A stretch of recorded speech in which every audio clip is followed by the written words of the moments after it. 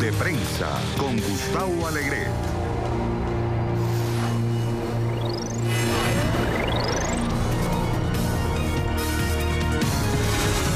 Nuevo intento por reanudar el diálogo en Venezuela. ¿Vale la pena? Líderes políticos y empresariales se unen para luchar contra el cambio climático. ¿Dónde queda el liderazgo de Estados Unidos? Macron toma medidas para aumentar su popularidad. ¿Serán suficientes los cambios ministeriales? ¿Y debe el gobierno ecuatoriano dar acceso a Internet a Julian Assange? Comienza Club de Prensa desde Washington con Gustavo Alegret. Club de Prensa es patrocinado por Tecnoglass, Allusions y energía solar IS Windows. Tiempo para el análisis en nuestra mesa de trabajo con los analistas que nos acompañarán hoy en esta hora de Club de Prensa. Con Sara Barderas, corresponsal de la agencia alemana dpa, la corresponsal en Washington. Sara, gracias por estar con nosotros, bienvenida. Gracias, buenos días. Y con Juan Carlos Hidalgo, analista del Instituto Cato. Buenos días. Gracias, Juan Carlos. Juan Carlos, hay cambios en Francia. Macron, el emperador, como le han calificado algunos, ha rehecho su gabinete y lo hace con una frase que dice que no hay hoy ni un giro ni un cambio de rumbo o de política. Entonces, lo que nos preguntamos es, lo que hay es un cambio de imagen. Es estético porque su popularidad ha sufrido una erosión considerable en los últimos meses, las últimas semanas, y necesita darle a los franceses un mensaje, y el mensaje lo transmite con este cambio de gabinete.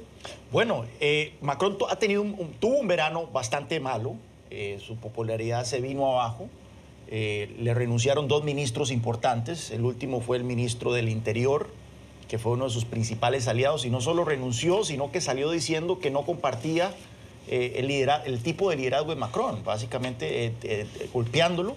Dijo que él regresaba a lanzarse como alcalde de su pueblo y todavía para aunar en el desaire no se va a lanzar como candidato del partido de Macron, o sea, haciendo muy evidente el rompimiento con el presidente. El problema de Macron en este verano, mal verano que ha tenido estos últimos malos meses, estaba leyendo un análisis que salió publicado precisamente en el Financial Times y dice que el problema de Macron ha sido politics y no policy. Esto, en español tenemos la misma palabra para ambos términos, que es política. Pero ha sido problemas políticas, pero no de política pública. Las políticas públicas que ha venido implementando Macron son ampliamente reconocidas como necesarias en un país como Francia, que ha sido un país bastante esclerótico en materia económica. Han consistido en reducir impuestos, en desregular el mercado laboral, en reducir el poder de los sindicatos en algunos sectores. Sin embargo, ha cometido errores. Vos mencionabas uno, que es el tema de ese ubris presidencial que lo ha caracterizado. Él se autodenominó Júpiter en una entrevista. Él dijo que el presidente francés tiene que tener esta posición como monarca, y eso le ha valido mucha mofa por parte de los franceses, y lo ha empezado a minar en su popularidad. Este cambio en el gabinete tiene la finalidad de relanzar su gobierno, claramente, pero también de una manera delicada, porque su coalición, este partido de Marché, fue una combinación de gente de otros partidos. Hay gente de centro-derecha, que viene de los republicanos, que es el partido de centro-derecha, gente del Partido Socialista, hay gente que son independientes, y entonces ha tenido que hacer una balanza bastante delicada de puestos. Al final termina con más ministros de los que empezó, ya tiene 35. Y esto, sin pero duda paritarios, alguna, es un gobierno paritario. pero es un gobierno paritario. Mitad, Pero, mujeres y hombres. con perdón, volvemos al tema de la imagen. Es decir, ¿qué es lo importante? ¿Que sea paritario o que sean competentes? Ya sé que la respuesta va a ser que sean paritarios competentes. De acuerdo, porque lanza un mensaje, pero volvemos a las formas sobre el fondo. Ha tardado 2 semanas casi en conformar este gobierno, ¿no? Que es una de las cosas que se le han criticado, y quizá con eso, no sé si tú, que estás más puesto en este tema, no sé si estás de acuerdo en que de alguna forma se ha quitado el mismo fuerza, ¿no? Porque en el proceso de conformar, de dar un golpe de imagen, al final se ha llevado un montón de críticas. Creo que es el gobierno que más tiempo, digamos, el cambio de gobierno que más tiempo durante esta república ha tardado en conformarse, ¿no? Entonces, bueno, sí, está claro que ha jugado a dar un golpe de imagen, que eso es muy de Macron, pero quizá no le ha salido bien porque además se ha estado peleando o casi peleando con su primer ministro, ¿no? Para el nombramiento de este gobierno. El primer ministro viene de la centro-derecha. Macron, recordemos que él fue ministro de un gobierno socialista, pero no necesariamente no es una persona de izquierda necesariamente. Pero en Francia hay una historia de que el primer ministro, hay una pugna de poder, a pesar de que el primer ministro en teoría trabaja para el presidente, hay una pugna de poder siempre constante, y en este reacomodo del gabinete, por supuesto que el primer ministro ha querido también ejercer cierta influencia sobre quién puede entrar en el gobierno, pero de nuevo, Macron tiene que hacer esa balanza. Si se va alguien de la izquierda, tiene que meter a alguien de la izquierda. No puede romper esa balanza entre socialistas, centro de derecha e independientes que lo ha caracterizado. Otro análisis que salió en el Financial Times dice que es que Macron está en una posición muy delicada en este momento porque los beneficios de las reformas todavía no se ven. Es ese momento difícil en donde la impopularidad de las reformas, la impopularidad política que implica liberalizar el mercado laboral, meterse en broncas con los sindicatos y demás, vos ya has incurrido en ese costo, pero los beneficios todavía no se ven. El desempleo no ha caído, los impuestos todavía no, la gente no ha visto las rebajas que se han aprobado, y esto entonces hace que el presidente esté en una posición bastante comprometedora. La ventaja de él es que la reelección la tiene hasta el 2022, creo yo. Pidió paciencia, ¿no? No recuerdo exactamente el término cuando se dirigió a los franceses, el término que utilizó, pero vino a ser eso, ¿no? Una petición de que tengan paciencia. Y el programa de Macron también fue un programa en el que él prometía esos cambios estructurales en la sociedad francesa, sabiendo que iban a ser difíciles, y les convenció con un mensaje de que esto es necesario para garantizar el futuro del modelo de sociedad de bienestar francés.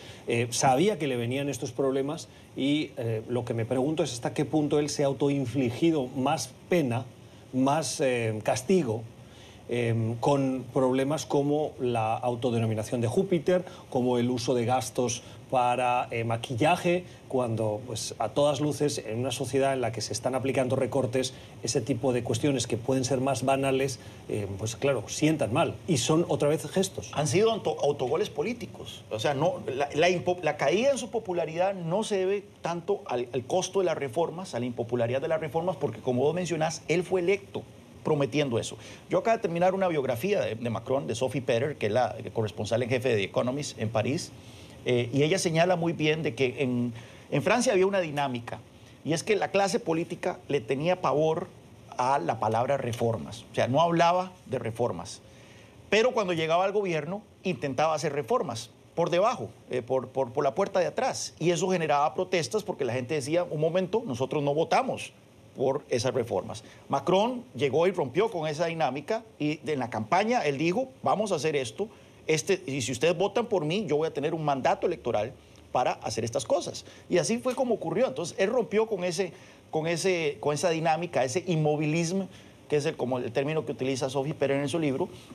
Pero entonces, efectivamente, no es tanto el hecho de que la reforma le esté costando políticamente, son estos autogoles, estos errores autoinfligidos. Y no sé, a ver qué pensáis vosotros. ¿No os parece que también cuando en los últimos años, cuando hemos visto la llegada al poder de un nuevo jefe de gobierno o jefe de Estado joven, en medio de grandes expectativas, es muy fácil que esa burbuja luego pinche, ¿no? Cuanto mayores son las expectativas y cuanto más se espera, recordemos a quién sustituía a Macron y cuál era la situación de Francia cuando él llega, bueno, hablabas de que él mismo se ha denominado, se ha comparado con Júpiter, pero realmente había grandes expectativas cuando él llegó, ¿no? Que muy probablemente cuando él se refería a eso, el análisis que él deduzco quería trasladarle a la sociedad francesa es el de reforzar la institucionalidad, la arquitectura del Estado. Pero cuando uno piensa eso y hace ese análisis, inmediatamente se da cuenta de que con Macron la dualidad que comentabas antes de Francia, de la estructura de poder francesa que está el presidente y el primer ministro, con Macron se ha diluido mucho, porque él me parece que ha asumido muchas funciones y exposición pública que le correspondería a un primer ministro y le ha rebajado la categoría para asumirla él en su proyección pública. Y él, ganando ese exposure, esa exposición pública, está también ganando las críticas que en otra época, con una dualidad más clara, podría haber asumido un primer ministro y frente a una crisis el presidente puede cambiar al primer ministro y mantiene su popularidad. Sí, que recordemos que el sistema francés es una anomalía en Europa occidental, por lo menos, que es un presidente poderoso y un primer ministro no tan poderoso. Porque es un jefe de Estado ejecutivo. Exacto. Mientras que en el resto... Italia, en España, en el Reino Unido, la figura del jefe de Estado es una figura simbólica y muchas veces sometida al visto bueno del gobierno, del ejecutivo. En el caso del rey de España, por ejemplo, los discursos los puede escribir la Casa Real, pero los tiene que aprobar y darles el visto bueno el gobierno. Entonces, esa figura ha sido sujeto de debate y eso fue lo que ahí fue donde Macron, recién electo creo que fue, o en campaña, él dijo, dio esa entrevista famosa en donde él dijo que los franceses nunca se han acostumbrado o nunca han superado la pérdida del rey.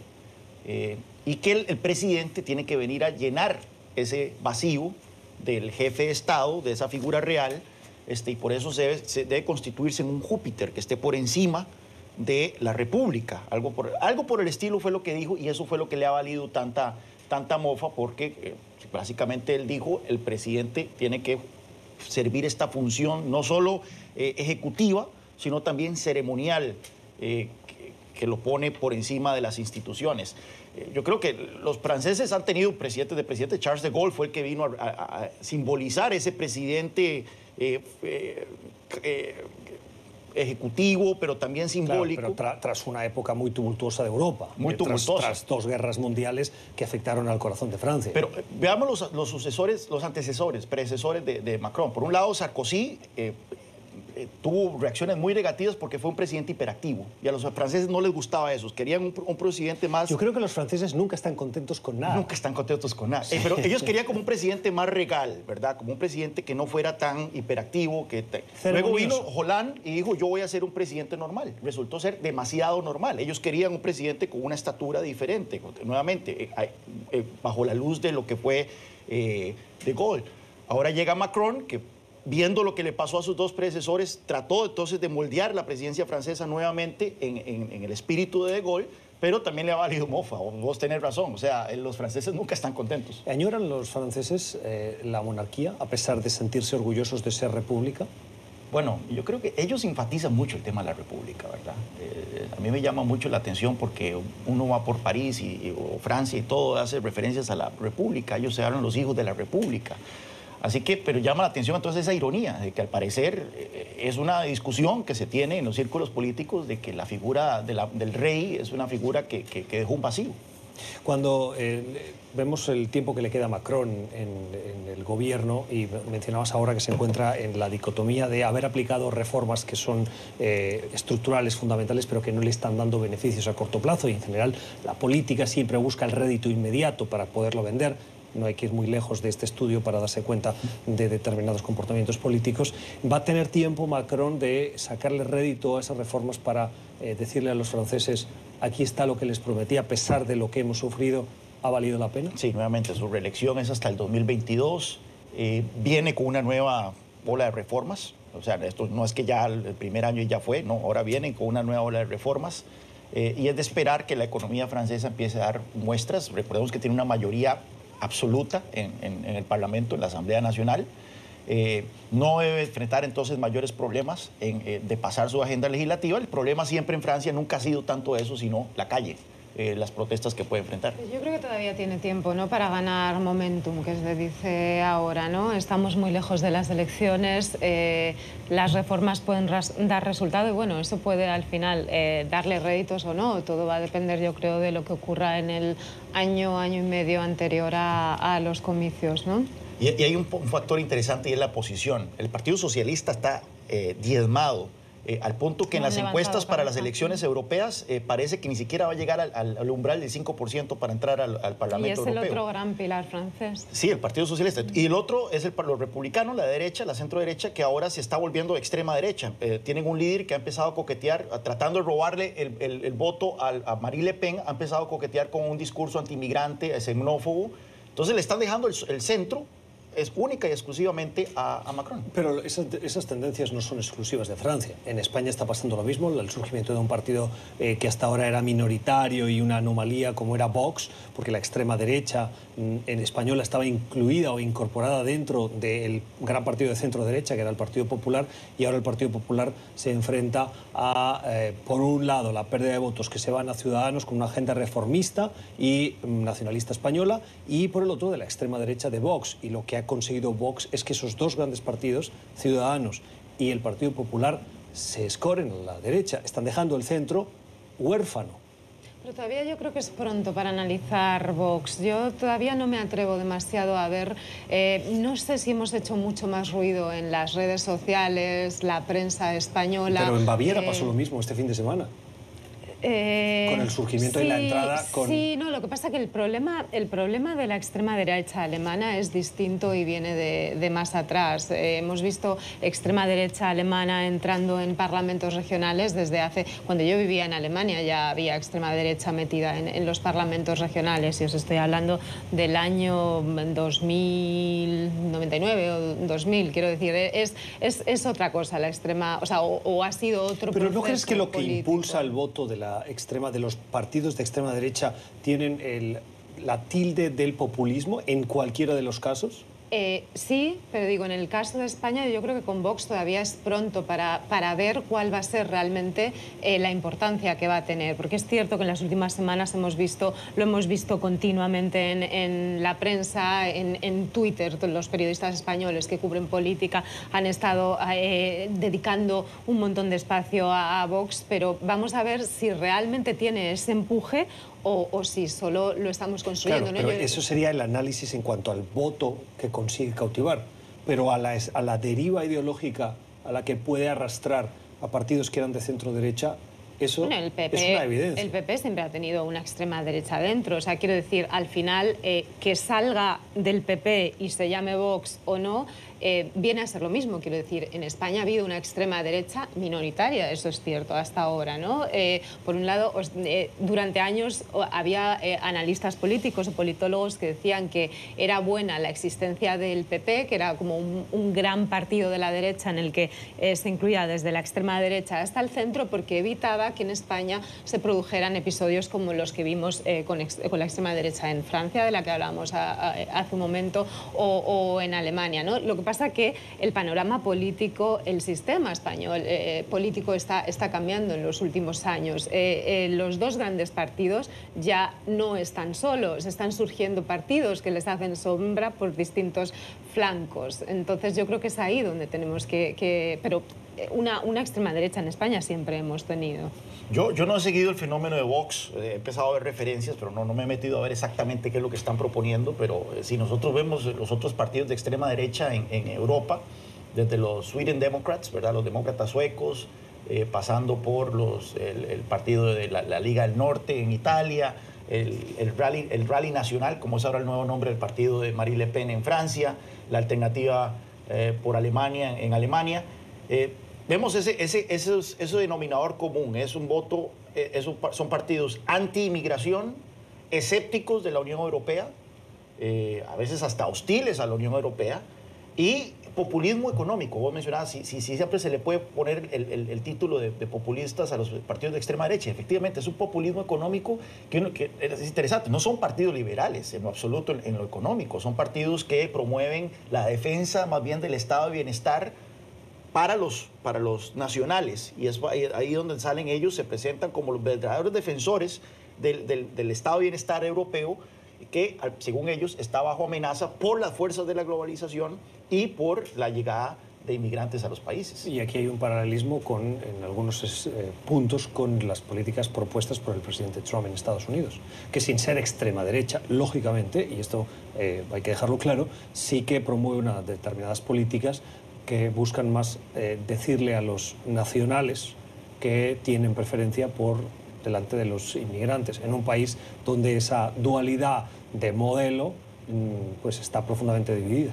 Sí, aquí vemos que está el componente de la retórica hostil a los inmigrantes o la actitud hostil hacia los inmigrantes, está el componente de ser antiglobalización, ser antilibre comercio, eso también lo comparte con esos populismos. Lo que sí es cierto es que todavía predomina una agenda económica liberal en temas como regulación e impuestos, dentro siguiendo el credo republicano. Y esa amenaza a los inmigrantes que pueden haberse aprovechado, como utiliza la terminología esta Casa Blanca, de los beneficios sociales, y eso les puede penalizar en sus procesos migratorios. Que no son muchos en este país los beneficios sociales para los inmigrantes, todo hay que decirlo, ¿no? No estamos hablando de los beneficios que pueden tener los inmigrantes en Europa o en España, donde tienen derecho, no se niega la sanidad a nadie, ¿no? Vamos a cambiar de asunto.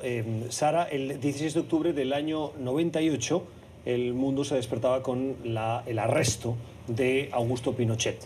Augusto Pinochet estaba en Londres, estaba en un centro hospitalario y por orden del juez Baltasar Garzón, apelando a un llamado internacional, solicitaba su detención y extradición a España para enfrentar crímenes de lesa humanidad. En ese llamado de España, esa prerrogativa, que luego me parece fue modificada por el Partido Popular para evitar situaciones diplomáticas como la que se derivó de ese incidente, pero que lo que hacía el juez Garzón era fundamentar su solicitud en base a esa necesidad de buscar justicia universal en el sistema español.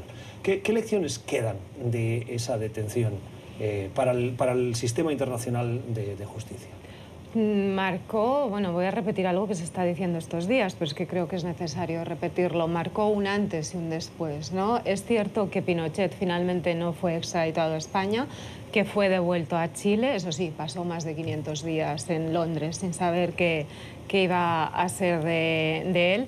Y es cierto que Pinochet volvió, y no sé si os acordáis, que incluso el viejecito aquel que veíamos en una silla de rueda, una vez que pisó suelo chileno, lo que fue una gran humillación para las víctimas, ¿no? Volvía a hacerlo Pinochet.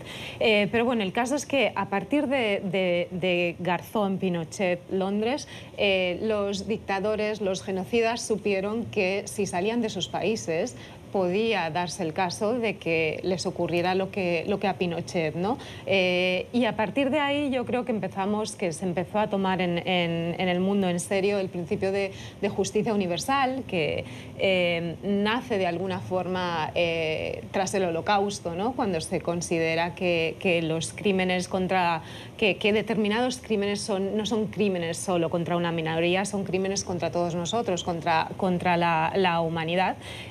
Fijaos todo el tiempo que pasó hasta que llega Garzón, ordena el arresto de Pinochet, y a partir de ahí empieza Garzón a trabajar con el principio con el principio de justicia universal. Es cierto que, no sé si nuestros televidentes recuerdan, que el único caso que en España es juzgado y condenado utilizando este principio de justicia universal es el de Adolfo Estilingo, el argentino, condenado por violaciones a los derechos humanos durante la última dictadura militar. Primero recibió una primera condena de, no recuerdo si eran 600 años, luego acaba subiéndose la justicia a 1000 y pico años. Es el único caso que tenemos en España de condenado por la justicia universal, pero a raíz de las investigaciones de Garzón y de otros jueces que comienzan posteriormente, hay países que no se habían enfrentado con su propio pasado, como Chile, como Argentina, que empiezan a investigar y a tomar ellos también cartas en el asunto sobre sucesos, violaciones, crímenes de lesa humanidad. Y es curioso que este llamado a enfrentarse a su propio pasado, tú dices que España lo ayudó a otros países, pero España no ha hecho ese ejercicio. Y comienza, y la única investigación, Bueno, Garzón lo intentó. Garzón intentó, claro, y ahí le cortaron las alas, lo inhabilitaron por el caso Gürtel, pero también estaba en mitad su investigación de medios de investigación. Pero es curioso pero Argentina lo hace. La jueza Servini. Claro. Abre una investigación, porque las víctimas españolas del franquismo, al ver que en España se ha cerrado esa puerta, se van a Argentina, presentan el caso, denuncian, y la jueza argentina Servini intenta, o sea, de hecho, ordena la detención de 20 franquistas, entre ellos un conocido exministro de Franco, pero España dice que no. En aquel momento es el gobierno del PP el que está en la Moncloa, y España dice que no va a haber extradición que valga, ¿no? Sería interesante saber qué respondería ahora el gobierno socialista. Yo tengo una Pedro duda, Sánchez. Y es que este caso que presenta Garzón, yo tengo que admitir que no, eso pasó hace 20 años, estaba en la universidad, no lo seguí tan de cerca, aunque debía. Ay, tan joven. Debía. Carlos. Pero este caso fue sobre víctimas españolas, ¿verdad? O sea, no es fue la Operación Cóndor.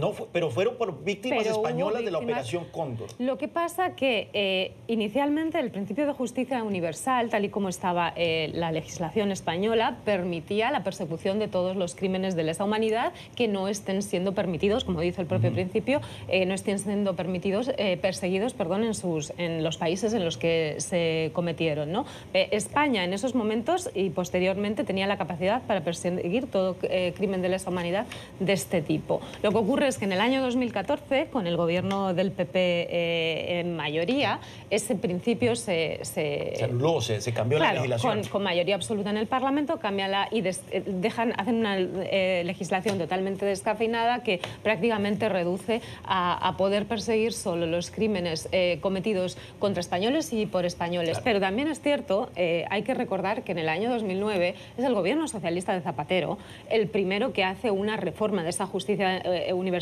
y la acorta un poco cuando Israel protesta y ejerce presión porque la justicia española está investigando a su exministro de Defensa, a Ben el Lesier. No sé si os acordáis de eso. Sí, y ahí hubo una reacción por parte de los ciudadanos españoles, no sé si interesada, pero queriendo decir, oiga, los casos de justicia en España van lo suficientemente lentos como para que la justicia española se empiece a meter en casos internacionales. Pero eso yo creo, eso yo sí, pero no el lo estado veo. de opinión pública influye en las decisiones políticas que acaban limitando o... Yo creo que influyeron más las presiones. Cuando el PP decide dar el paso de descafeinar completamente el principio de justicia universal, es cuando China, el gran gigante, empieza a presionar al gobierno porque es que le quieren investigar a su presidente, ¿no?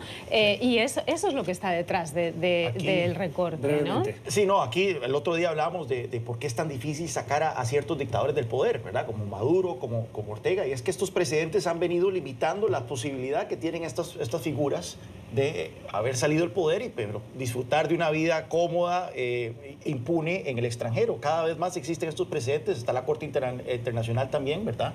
Que se clama jurisdicción de poder perseguir crímenes de lesa humanidad y perseguir a esta gente no importa dónde esté.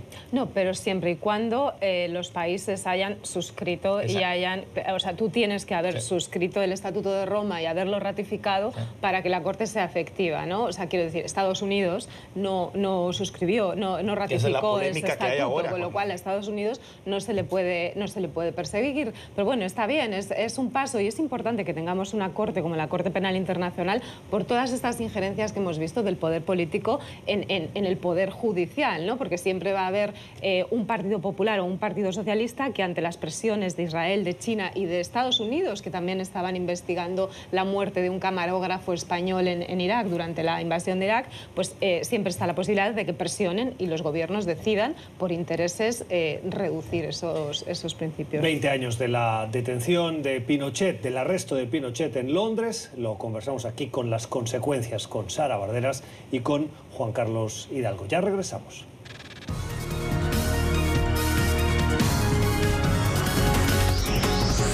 Ya regresamos con Club de Prensa.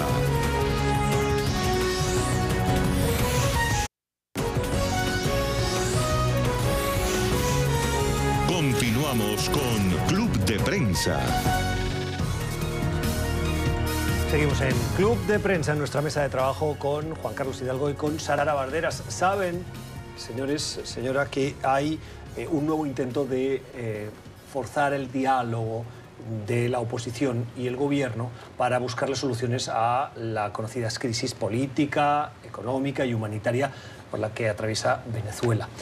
Próximamente se va a celebrar una reunión de la oposición en Puerto Rico, este mes de octubre, hacia el final, y ahora la cúpula chavista evalúa la posibilidad de convocar una consulta sobre la nueva Constitución.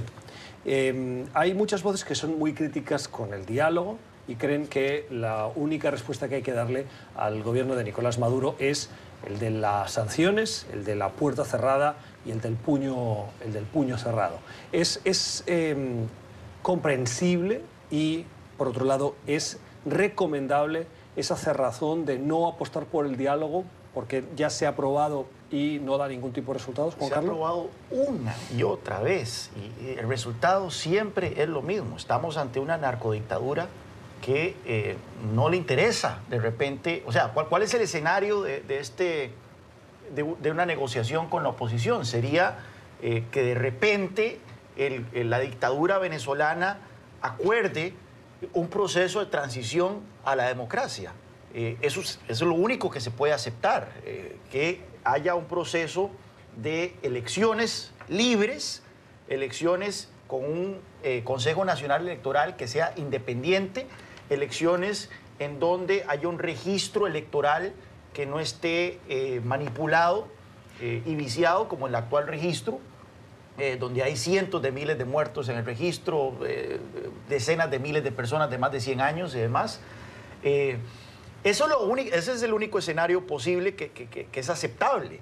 Y sabemos de que eso es inaceptable para el régimen. Cualquier escenario en donde haya una elección libre significa la salida del poder de estos señores y significa que quedan expuestos, y estábamos hablando del tema de la impunidad anteriormente, quedan expuestos a todo tipo de persecución por los crímenes cometidos, que van desde narcotráfico, la corrupción más grosera jamás habida en el hemisferio occidental y crímenes de lesa humanidad.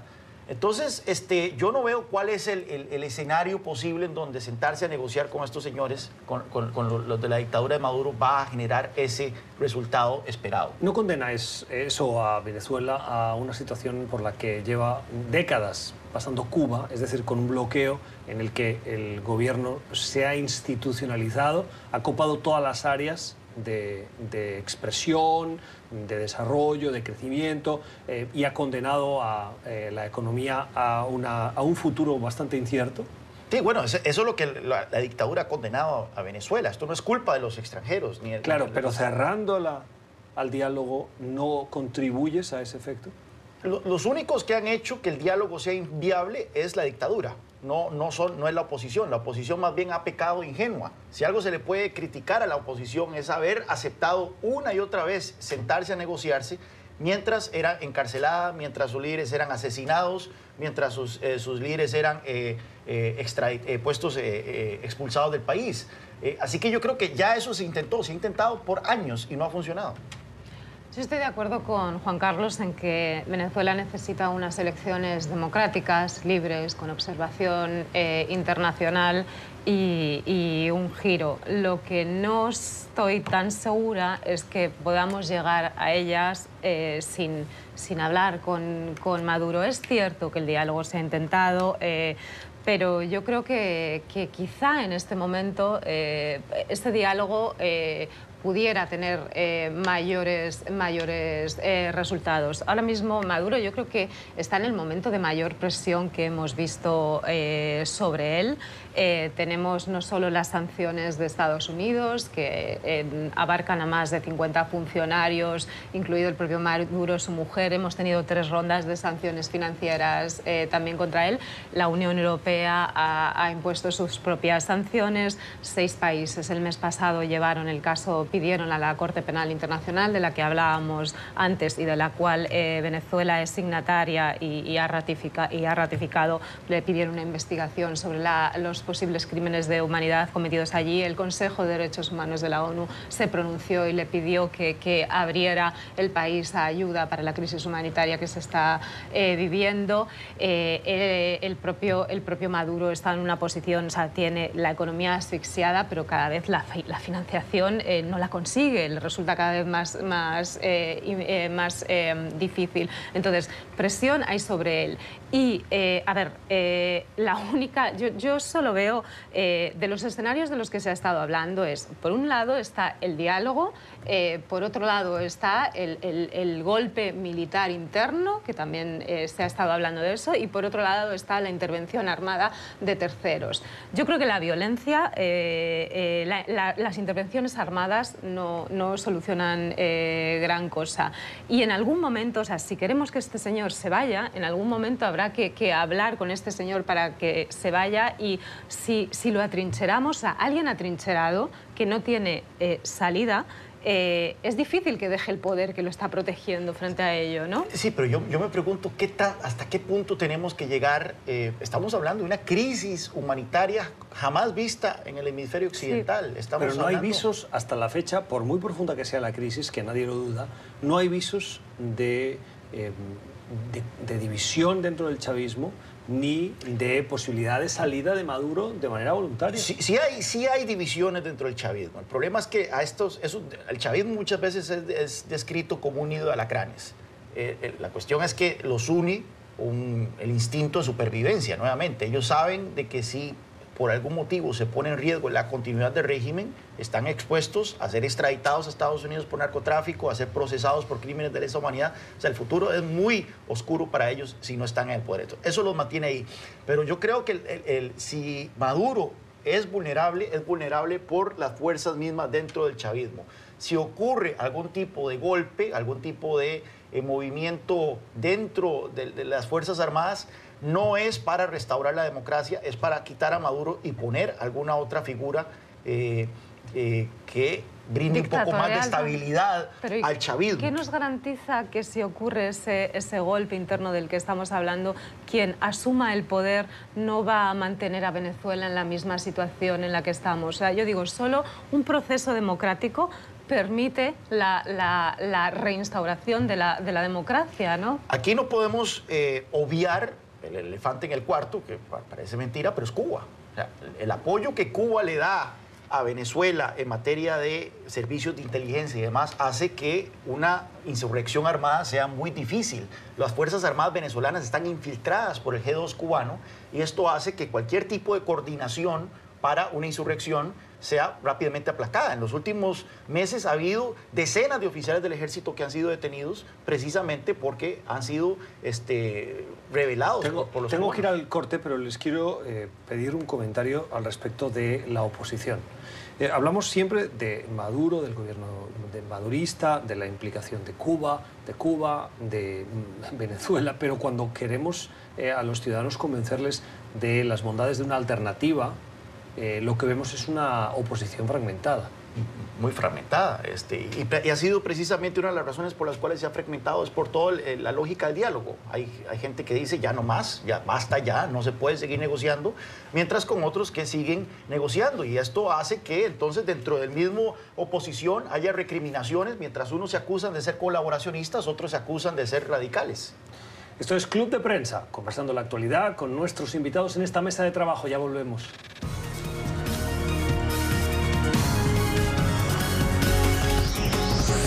Ya regresamos con Club de Prensa.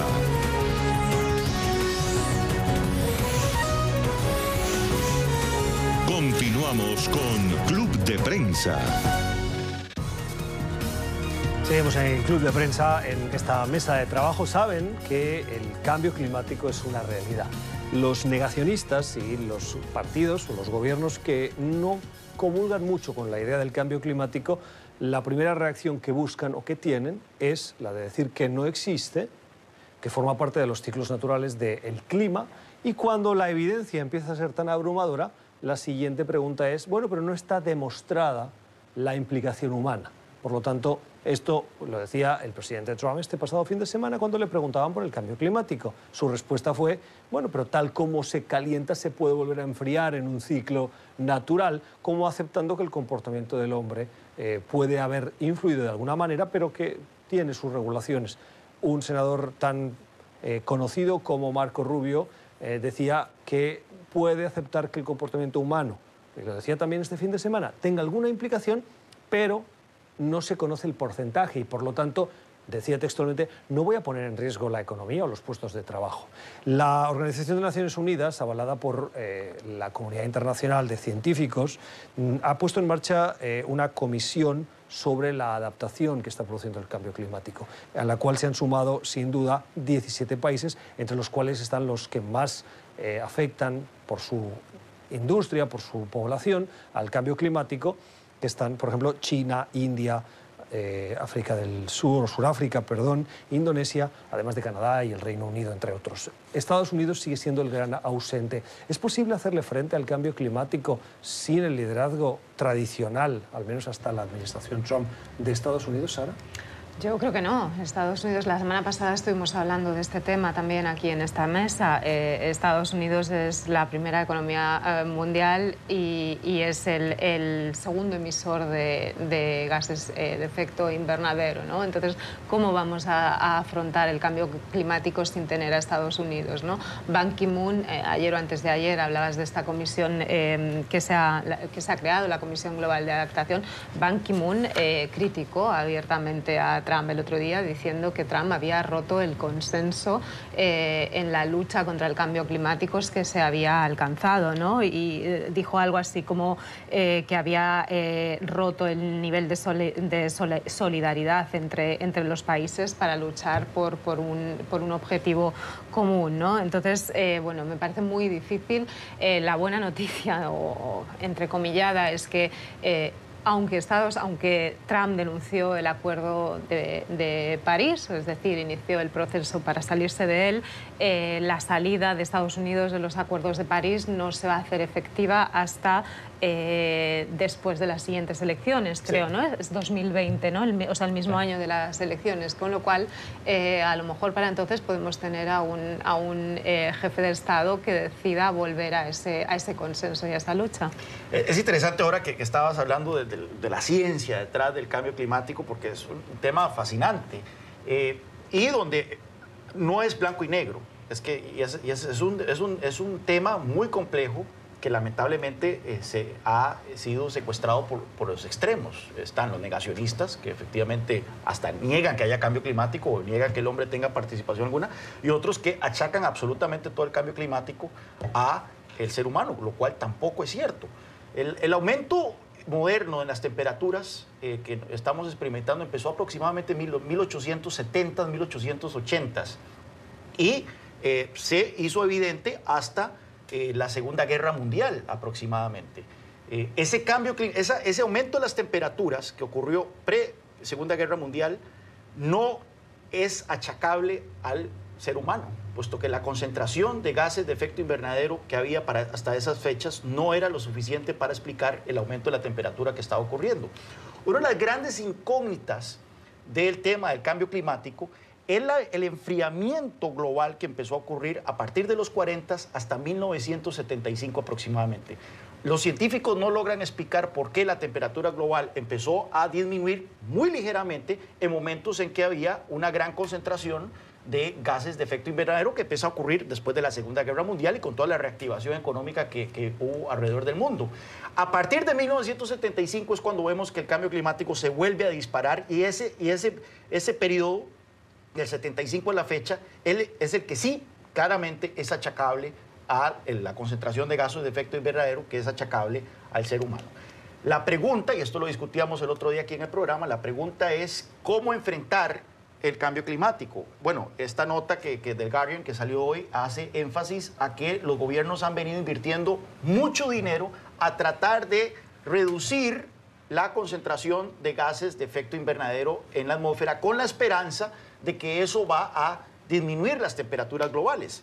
Sin embargo, hay puntos de vista que son reflejados en esta nota donde dice, bueno, recordemos que hay un principio económico que los recursos son limitados. Lo que se está gastando en tratar de detener el clima, que parece que no está funcionando, bien podríamos dedicarlo a la adaptabilidad, a tratar de hacer que la humanidad sea más resiliente a los efectos del cambio climático. Y es aquí donde yo creo que debería estar el énfasis. Me parece interesante el análisis que haces, pero viendo las fechas, es decir, la Segunda Guerra Mundial termina en el 45 y tú hablas de que ahí hay un punto de inflexión en la disminución, en el aumento de las temperaturas paulatino que se produce a finales de 1800 y que llega hasta mediados del siglo XX, el siglo pasado.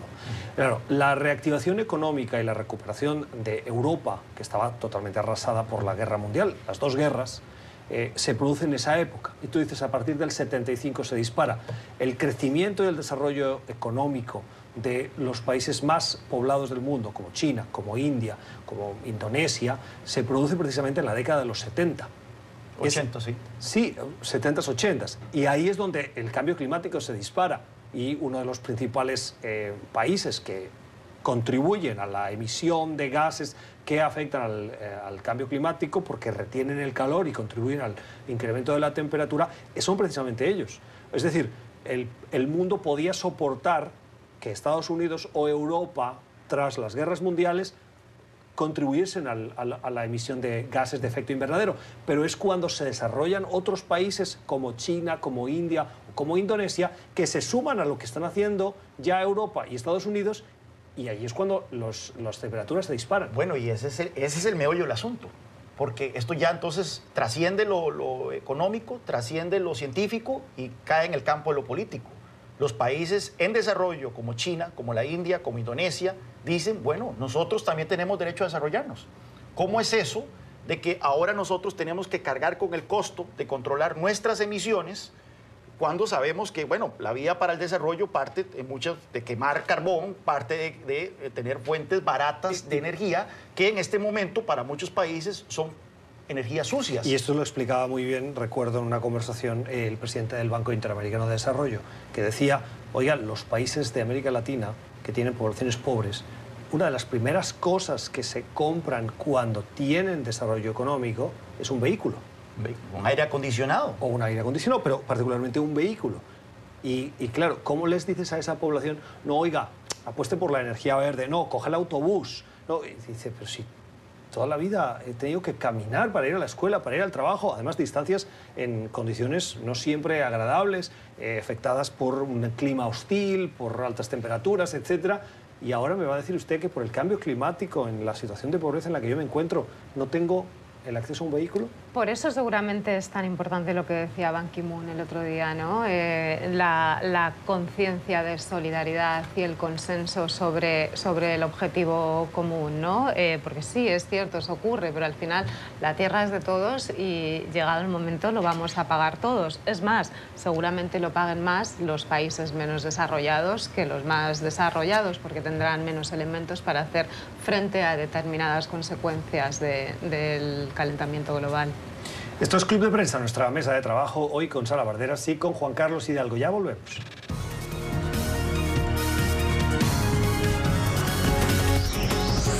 Ya regresamos con Club de Prensa.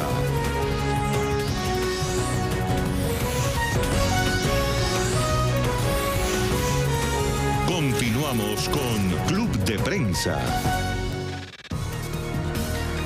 Recta final en nuestra mesa de trabajo de Club de Prensa de hoy. Saben que Julian Assange, el fundador, el que ha inspirado Wikileaks, está refugiado desde hace años en la Embajada de Ecuador en Londres. En los últimos meses ha permanecido en silencio. ¿Por qué? Porque el nuevo gobierno, que no es el de Rafael Correa, gobierno ecuatoriano, sino el de Lenín Moreno, le impuso severas restricciones para recibir visitas y para utilizar la fuerza que él tiene a través de las redes sociales. Y se le cortó el acceso a Internet. Parece ser que ahora Ecuador, tras imponerle unas condiciones que siguen siendo muy rígidas, le va a permitir volver al uso de las redes sociales. ¿Hace lo correcto Ecuador limitando la libertad de expresión de Julian Assange al mismo tiempo que lo reconoce por permitirle estar en su embajada en Londres? Sí, es que no es una libertad de expresión de que Ecuador tomó esta decisión por el hecho de que él estaba ventilando opiniones libremente, sino porque estaba utilizando su acceso al Internet para interferir en procesos electorales, como lo que ocurrió aquí en Estados Unidos con la liberación de correos del Partido Demócrata y de Hillary Clinton. Esto le empezó a generar problemas diplomáticos a Ecuador. Así que yo creo que la medida de Ecuador fue prudente, y que estas reglas que se le han puesto son necesarias. Decirle, bueno, usted puede tener acceso a Internet, usted puede tener su cuenta de Twitter, donde puede publicar lo que quiera, pero no utilice este acceso a Internet para hacer estas actividades que se pueden interpretar como interferencia en procesos internos de otros países. Yo no lo tengo tan claro. Yo creo que una vez que Ecuador garantiza el asilo, porque lo tiene como asilado, como refugiado en su embajada, lo que no puedes hacer es cercenar la libertad de expresión de alguien, ¿no? Y si realmente hay una interferencia o si se ha cruzado la ley, si se ha violado la ley, habrá que ver qué ley y tendrá que decidirlo un tribunal, ¿no? Lo que no veo muy de recibo es que garantices el asilo a alguien, pero le digas, pero no hablas, no escribes o no te metes en lo que no te llama, ¿no? Yo quizá, porque soy periodista, lo de la libertad de expresión me lo tomo muy, muy en serio, y más allá de la simpatía, no simpatía que pueda tener por Assange, a mí eso no me gusta. 30 segundos. Yo soy liberal, a mí no me dan lecciones sobre el derecho a expresión, pero si estás en mi casa, yo pongo las reglas. Pero está en situación de asilado y te lo he garantizado bajo un derecho internacional. Lo que pasa es que si está perseguido por hacer uso de su libertad de expresión, que técnicamente que no es técnicamente para lo que está, porque él está acusado de haber abusado de 2 ciudadanas suecas, si no estoy mal, y Suecia lo reclama, y por el tratado de extradición que tienen Suecia y Estados Unidos, la extradición a Suecia podría acabar implicando la extradición a Estados Unidos, donde ahí sí enfrentaría una situación bastante más complicada. Exacto. La situación de Julian Assange, que seguro la continuaremos abordando en este programa y aquí en NTN24. Con esto damos por cerrado nuestra mesa de trabajo de hoy. La hemos compartido con Sara Barderas y con Juan Carlos Hidalgo. Señora, gracias por haber estado con nosotros. Gracias. A ustedes por la generosidad de su tiempo y por haber confiado de nuevo en el análisis de nuestros invitados. Volvemos mañana. Que tengan un feliz día.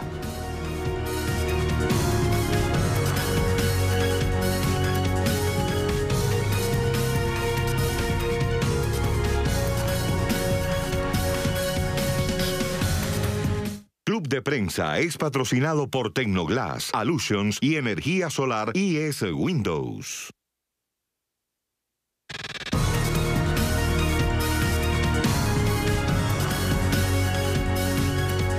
A continuación, el análisis para entender cómo está conectado el mundo. En Efecto Naim, por NTN 24, el canal de las Américas.